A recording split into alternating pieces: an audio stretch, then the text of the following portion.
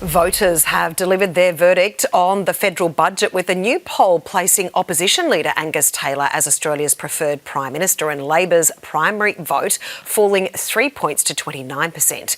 Joining us this afternoon on The Debrief is Annabelle Brett from Mix FM on the Sunshine Coast and Ben O'Shea from The Nightly in Perth. Good afternoon to both of you. Ben, we know the opposition has so many issues at the moment. Do you think this new poll shows how badly the federal government has delivered this budget? Oh yeah, Angus Taylor's got 99 problems, but this opinion poll is definitely not one of them. I think this is respondents in one poll giving Albo a rap on the knuckles, which is no surprise. Every media outlet in Australia called him a liar on the front page and in the nightly news last week. He would have seen this coming. He would have known there would have been consequences for backtracking on those election promises.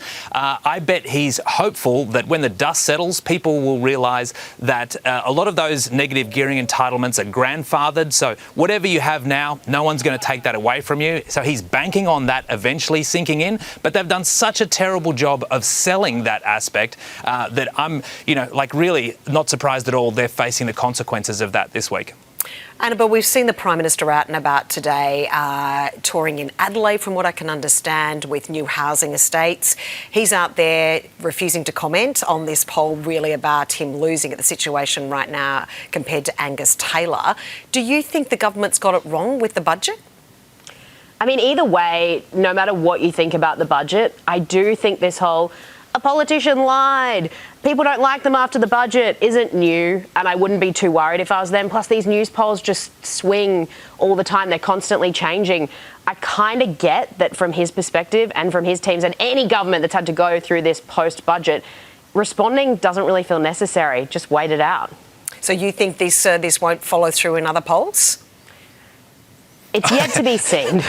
I think the way the opposition has been going, I certainly wouldn't be banking on the opposition continuing to do really well with One Nation sort of, eating away at their coattails. Yeah, I think this is a super interesting couple of years ahead. Moving on this afternoon, parents are slamming the federal government after Women's Minister Katie Gallagher said children should attend childcare as soon as possible to better prepare for them for school ahead. But the budget actually failed to broaden childcare allowances to include subsidies for home-based care. Annabelle, what are your thoughts on that? Because for a lot of shift workers, there isn't affordable, available childcare. I am one of those. I have a daughter in childcare at the moment who's nearly 2. It's extremely expensive. We're told that we should be getting them to daycare to get them school ready, as they say. But then on the other hand, being sent documentation, there was a study recently that said daycare isn't helping them. So it feels like a real lose-lose for parents, particularly women who are trying to get back into the workforce, because we can't seem to do it right either way, and we definitely don't get any kickbacks for it.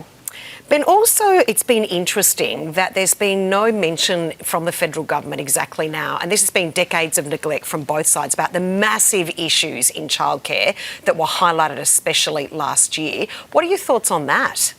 Yeah, well, I think everybody agrees that a one-size-fits-all approach to childcare means that there are going to be people who fall through the cracks. AB gave us an example of someone who is. But I think the important thing here is you can't throw the baby out with the bathwater, which is also something that shouldn't be happening in daycare centres, just to be clear.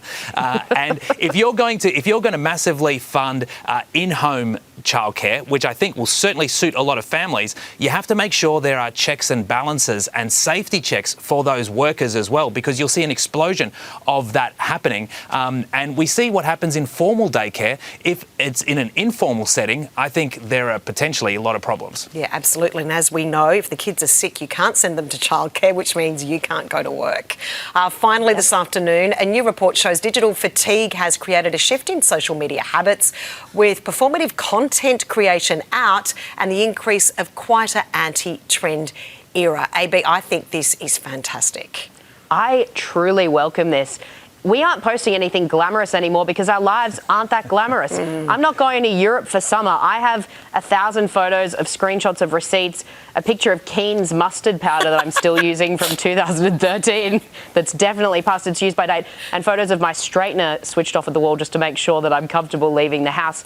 That's the reality of the world. Like, we can't travel as much as we used to, And I love it. Let's be more real. Yes, and then you just feel like, there's other people that see you. Ben, my photos are full of where I've parked the car, on what level, because I've forgotten where I've parked my vehicle. Yeah, look, I think it's no surprise that, for every action there's an equal and opposite reaction, and younger people coming through are looking at that sort of overt narcissism and oversharing on social media and going, that's not going to be me. There are more private accounts, less posting than ever. I looked at this a couple of years ago and hoped this would happen for my daughter when she was becoming a teenager and getting into this world. So in the words of Hannibal from the A-Team, I love it when a plan comes together. Yeah. Well said, Ben and AB. Thanks so much for joining us and have a lovely day. Thanks, Taj. Thank you.